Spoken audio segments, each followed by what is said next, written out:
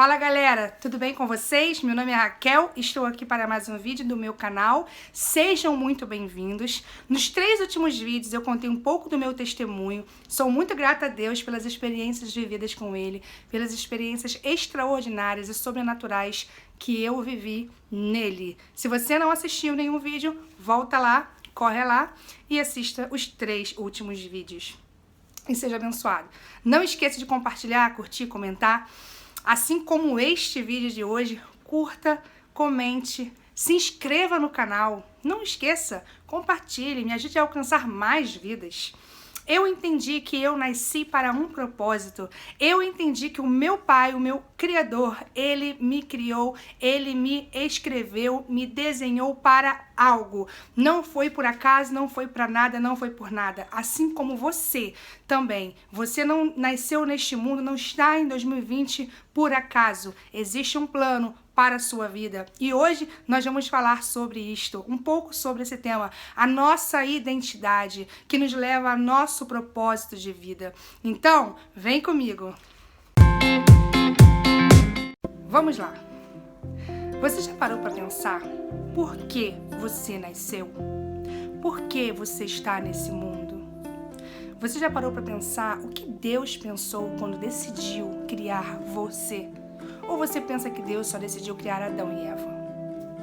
Não. Deus, ele resolveu criar o homem. Deus, ele decidiu criar o homem. Algumas pessoas pensam que Deus criou o homem para adorá-lo. Só que eu, Raquel, não creio nisso. Por quê? Porque Deus já tinha muitos seres que o adoravam.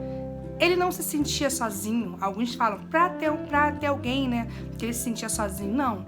Ele tinha milhares e milhares de anjos. Apocalipse 4 e 5 diz que existem milhões e milhões de milhares de anjos que dia e noite cantam santo, cantam a Ele dia e noite. Então, o que eu posso dizer? Você não nasceu para adorar a Deus. Você não nasceu para servir a Deus. Tem alguns que acham, Ele nos criou para servirmos a Ele. Não, eu não penso desse jeito. Em Gênesis nós podemos perceber que Deus chamou a Trindade e falou: façamos o homem a nossa imagem, a nossa semelhança. Deus criou você porque Ele decidiu criar você. Deus, ele criou o homem com um plano, um objetivo. Podemos ver na Bíblia que Deus, ele se apresenta como um pai. Podemos ver na Bíblia que Deus, quando o homem errou, Deus planejou um resgate. Na verdade, ele já tinha planejado antes do homem errar. Deus, ele planejou um homem para cuidar e lavrar a terra, o jardim.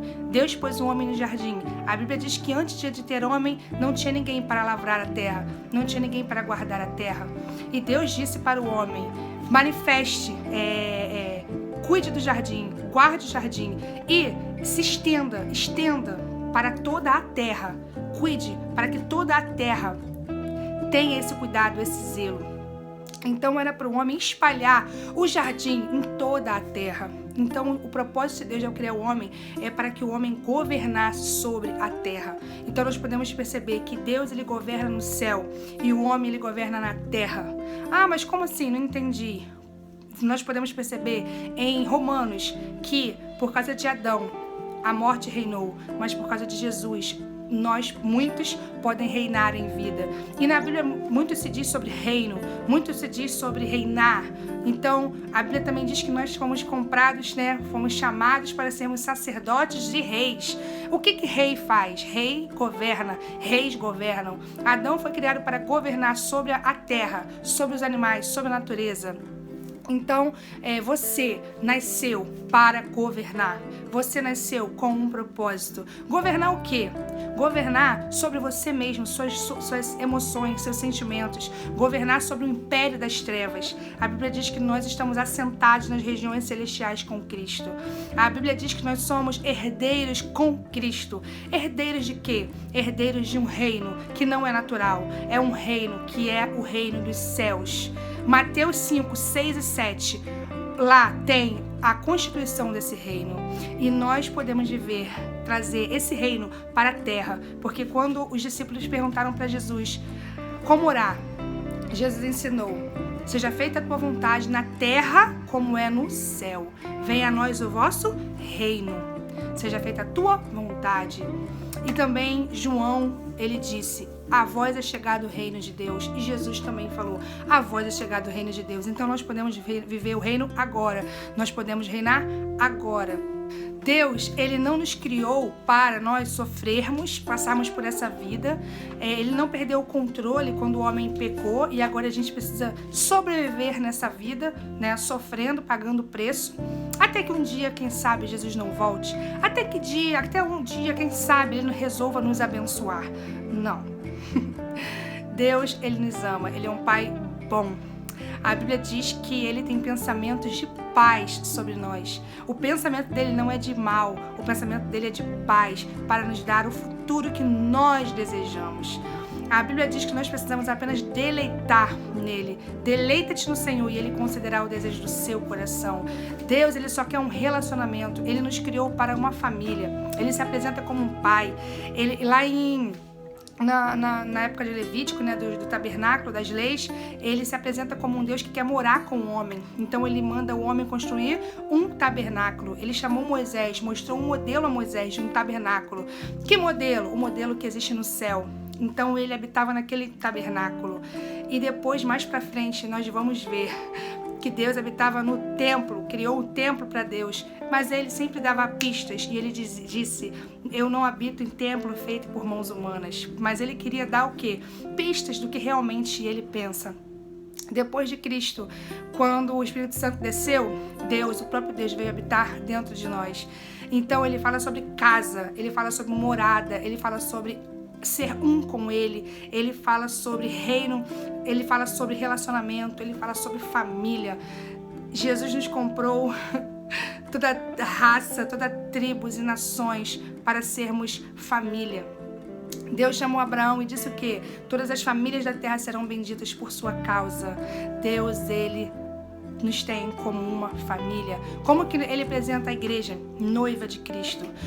Como Jesus falou: deixa pai e mãe, a mulher e o homem, eles se juntam e tornam-se uma carne. E a igreja de Jesus é como um casamento.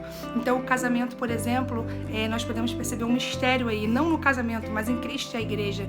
Então, se a gente for pegar as pistas, nós podemos perceber que Deus sempre, ele no fim, para ele, né, porque ele quer mesmo é o quê? É um relacionamento. Assim como o homem se torna um com uma mulher, Jesus vai se tornar um com a igreja por meio do Espírito Santo. Jesus, ele largou a sua glória, largou o seu trono para vir à terra e para ser um com a igreja, que somos nós.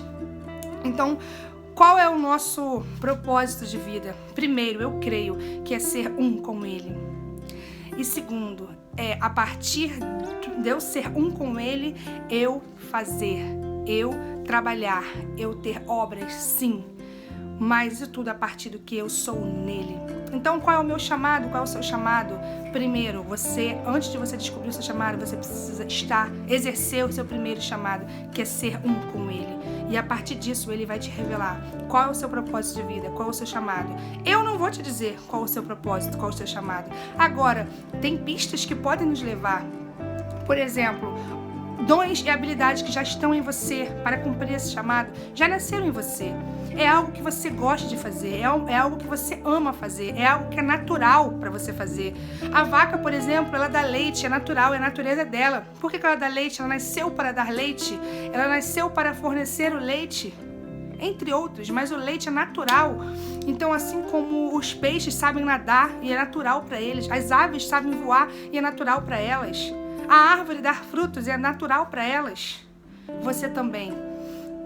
Algo dentro de você é natural que vai fazer com que você viva o seu propósito nesta vida. De duas coisas eu sei, meu irmão, que você tem uma identidade, e a identidade é de filho.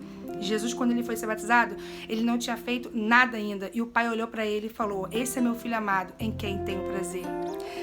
Então, Deus tinha prazer em Jesus. E na Bíblia nós podemos perceber que nós somos como Jesus para Deus. Deus, ele olha Jesus, ele nos vê. Na Bíblia diz que ele é o primogênito de muitos irmãos. Então, se ele é o primogênito, nós estamos juntos com ele. Nós somos herdeiros junto com ele desse reino. E o Pai nos ama como ele ama Cristo, como ele ama Jesus. Qual a minha identidade? Filha. Você é filho. Se você crê em Jesus, se você anda em espírito, você é filho de Deus. O próprio Espírito testifica ao seu espírito, você é filho de Deus. Você é co-herdeiro com Cristo. Pela fé em Abraão, pela mesma fé que Abraão, ele creu em Jesus, ele teve, pela mesma fé em Cristo, você é herdeiro de todas as promessas que Abraão teve, de todas as promessas que estão sobre Cristo. E você foi chamada para ser um com ele, família com ele. Simplesmente o fato de você existir, meu irmão, você já está adorando a Deus. Só pelo fato de você existir, você glorifica a Deus, você agrada ao Pai. Salmo 139, Davi diz que ele escreveu toda a nossa história no seu livro, sem nenhum dia ainda ter acontecido. Ele escreveu a nossa história. Ele nos viu quando nós ainda éramos um embrião. Nem feto éramos considerados. Ele nos viu. Ele chega para Jeremias e diz: eu te escolhi no ventre para profeta às nações. Eu te santifiquei. Ele chega para Paulo e diz: você é um escolhido desde o ventre da sua mãe. Então Deus nos vê. Ele nos vê antes de nós existirmos. Ele traça um plano e ele nos vê no ventre de nossa mãe. E ele escreve uma linda história para nós. Agora, você decide escolher viver. Você decide viver a história que ele escreveu para você ou as suas próprias decisões. Então, o meu conselho para você, meu irmão, é: viva o seu primeiro chamado nele e viva o propósito, viva as suas decisões, tudo baseado segundo a vontade de Deus, porque é perfeita, boa e agradável. Não se conforme com o sistema desse mundo, não se conforme com a mentalidade deste reino do mundo. Não se conforme, se transforme pela renovação do vosso entendimento, para você experimentar a vontade de Deus na sua vida. Você é filho, identidade de filho, você não é órfão. Então se posicione como filho. O órfão, ele é ansioso, ele é preocupado, ele quando ele vai comer, ele come rápido, porque ele acha que vai acabar, não vai ter mais. O filho não, o filho saboreia, o filho desfruta. Por quê? Porque ele sabe que sempre vai ter pão à mesa. O órfão pede, mas o filho não fica pedindo. O filho acessa, porque ele sabe que existe para ele, que o pai já deu para ele. Então, todas as bênçãos, ao invés de você ficar pedindo, chorando, se lamuriando, você tem a fé e acessa o que já é teu. Em Cristo, todas as bênçãos já nos foram dadas. Em Cristo, Ele já nos santificou. Em Cristo, Ele já nos justificou de todos os nossos pecados. E hoje nós podemos ser participantes da natureza divina. Jesus conquistou tudo aquilo na cruz que Adão perdeu no Éden. Jesus conquistou. Nós podemos viver em Cristo e não mais em Adão. Eu sempre bato na mesma tecla, porque é bom para fixar até a gente começar a viver essa verdade. Eu não estou mais na natureza pecaminosa. Eu pertenço à natureza de Cristo. O pecado já não me domina mais. Se eu deixo de fazer alguma coisa ou faço alguma coisa, é porque eu quero, eu decido. Então, viva um com Ele.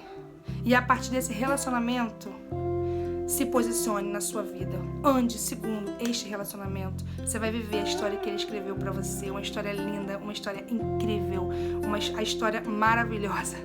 Sua vida não precisa ser uma vida somente de sofrimento. Você passa por provações, você passa por lutas, sim, mas levante sua cabeça, confie em Deus, creia que Ele pode dar uma vida uma vida abundante. O diabo ele veio para matar, roubar e destruir, mas Deus veio para nos dar uma vida e vida em abundância. Não permita que homens digam o contrário para você. Você pode viver feliz nessa vida. Sabe por quê? A Bíblia garante. É feliz aquele que confia em Deus. Se você não é feliz, então comece a confiar em Deus. Comece a conhecer esse Deus. Conheça Ele. Se aproxima dEle. Conheça quem Ele é. Ele vai te revelar quem você é nele. Ele vai revelar quem Ele é. E vai revelar quem você é nele. E sim, você será feliz. Muito feliz. Vai continuar tendo provações na vida? Sim. Com certeza, porque são elas que nos promovem a patamares elevados, são elas que nos fortalecem, são elas que matam a velha natureza para que possamos viver a nova natureza em Cristo. E é isso, meu irmão. Viva a sua natureza de filho com Cristo, com Deus. Existe um mundo melhor. Agora a escolha está nas suas mãos. A decisão é sua. Viver uma vida através dos vômitos, dos lixos de Satanás, dos lixos que esse mundo ele nos proporciona, ou uma vida abundante em Cristo Jesus, onde nós podemos deleitar, onde nós podemos descansar, onde nós podemos viver a chave do sábado, que é a chave do descanso, porque Deus descansou, você também pode descansar. É isso. Um beijo para todos vocês que ficaram até aqui e eu aguardo vocês na próxima quinta às 18 horas. Deus abençoe.